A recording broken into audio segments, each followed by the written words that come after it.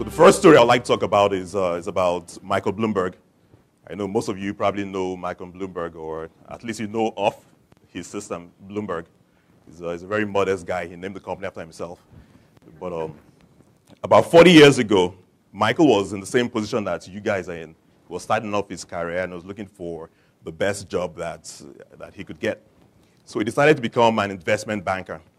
And he was lucky to get a job with Salomon Brothers.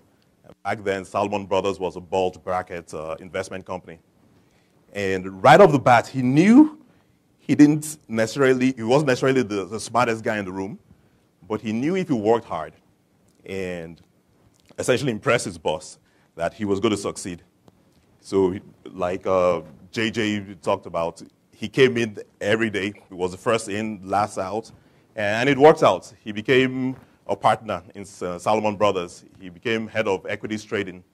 So he had a fantastic career. But then one day, the CEO called him into the office, and he told him that you've done a fantastic job heading equities trading, but we think maybe you should run the IT department. So today, the IT department is pretty cool. So I know a lot of you guys are trying to do IT, but back then it wasn't cool. And so think about this for a second. He went from whining and dining with the movers and shakers of industry, and now he has to go hang out with the IT department. But he didn't quit. He went in and basically worked hard, tried to understand the system, and he found that the main problem with IT in finance at the time was they didn't get enough information from the different vendors, and with trading, you need information. It's all about information. And so he basically worked hard, tried to get the system in place for Salomon. But then again, his boss called him into the office. And he told him, I have good news and bad news. And Michael was like, okay, well, what's the good news? Like Philbro Commodities, a commodities trading company, they've decided to acquire Salomon Brothers. And they said they love the people. Everyone here has done a great job. And that's the reason why they're acquiring the company. And it's like, okay, well, what's the bad news? And it's like, well, when I say everyone, I didn't mean everyone. He went home that night, and I guess he went to a bar. And was probably crying in his beer at the bar, and probably holding up his $10 million check and saying, why do bad things have to happen to good people? But the next day, he essentially got up, took part of the money, and set up Bloomberg. And today, Bloomberg is one of the leading fintech companies in the world, really. So opportunities are always there. And the opportunity that he saw was basically hanging out in the broom closet and figuring out that, look, financial companies need information. And that's what he did. So the second story I want to talk to you about is my story. So about 21 years ago, I was probably in your position as well. And all my friends, every single one of us, we wanted to be traders because trading was the coolest thing back then. It's probably still the coolest thing now, but we wanted to be traders, and we didn't care what we traded. It was futures, options, equities, it didn't matter. We just wanted to be traders and live the life that we were sure traders lived. And so I applied to every single financial company in the UK. I was living in the UK then.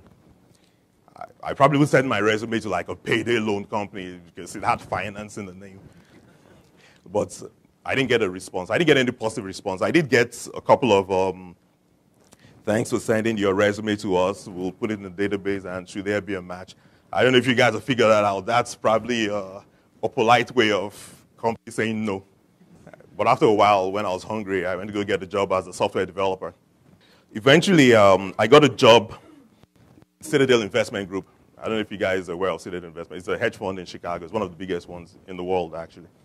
And that was my chance. I was in. I was an IT guy, but I was in. And every opportunity I got, I went to go meet Ken Griffin, who's the CEO of Citadel. And I had a trading strategy, set up a meeting. Ken, you want to come talk about this strategy? Initially, he entertained me because, obviously, he likes making money. I like making money. And eventually, I left to go set up my own company. And I met with moderate success. It wasn't the success that I wanted, but it was okay. But then I sold the company, and then I was back to wanting to be a trader again. And I applied to, again, and I was in Chicago this time, I applied to pretty much every trading company. And one of them said yes. And I was an energy trader. So I started at the mid-sized trading company, and I was trading energy products. And initially, it all went well. I put in a bid, the market went up. I put in an offer, the market went down. I was making money. I was basically bending the markets to my will, and it was fantastic. The CEO called me in and was like, well, I knew you were great. That's why we hired you. I could tell you were a fantastic trader. I'm like, yeah, I agree. I wish the whole world had figured this out a long time ago. And then one day, the market profile changed.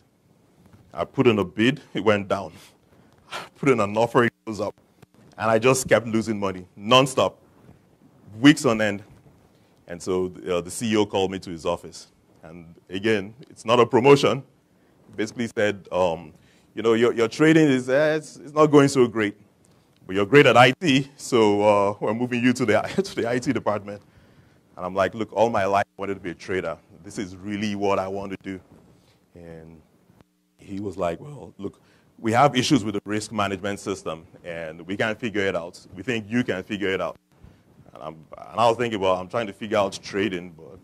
But either way, I went and did the job, hoping that someday he might allow me to come trade again. So that never happened, and eventually I left. And like Bloomberg, I also went to a bar and sat down with my drink, and I had my check as well. My check had a lot less commas in it than Bloomberg's. As a matter of fact, once the taxman has taken off his share of the check, there wasn't any comma in it. Well, I was like, I held it up too. Like, why do bad things have to happen to good people? But then the next day, I started sending my resume out again, and I got a job as a trader again. But this time, right off the bat, I was trading badly. It just didn't work out. So here I was in my dream profession, and I still couldn't make it. So I was miserable. And the days when I was making money in the previous company, so you're done by 1:30, and you're walking on the streets, and you see people running off to go get their lunch and to go back to work. But you've made like $20,000 for that day, and you're just sitting down in the bar, and you're like, why do people have to work so hard? Why can't they just work smart? So you think you're actually a fantastic developer until you start losing money, and you realize it's really not that easy. So it was a miserable experience for me. And again, with that company, they had issues with their risk management system. And so I helped build it while hoping to trade. And I never got a second chance to trade. So I left, and I went to the bar. And this time, again, with my check. It wasn't really a check. It was an IOU. I was broke, and the bad things have to happen to good people. But the next day, I went and set up a risk management company because I looked at the way that we had approached risk management and in the two companies I had worked for. And I figured that, look, I can do better, and I can sort it out in such a way that will be beneficial to the industry. And so that's what I did. And right off the bat, things went well. And and I'd set up multiple companies all my life. Usually it's a struggle to sort of get things going. But with RiskBone, right off the bat, we had people just wanting to get in on it. And one of our biggest clients right now is the CME. So I mean, it ended up being that what I was good at became what I ended up doing. It's really all about opportunity. And even though you might end up in a job that you may not necessarily like, and I'll be frank with you, you may have a dream job, and you may not get that dream job, but wherever you find yourself, if you look out for opportunities, you find the success that you seek. Thank you.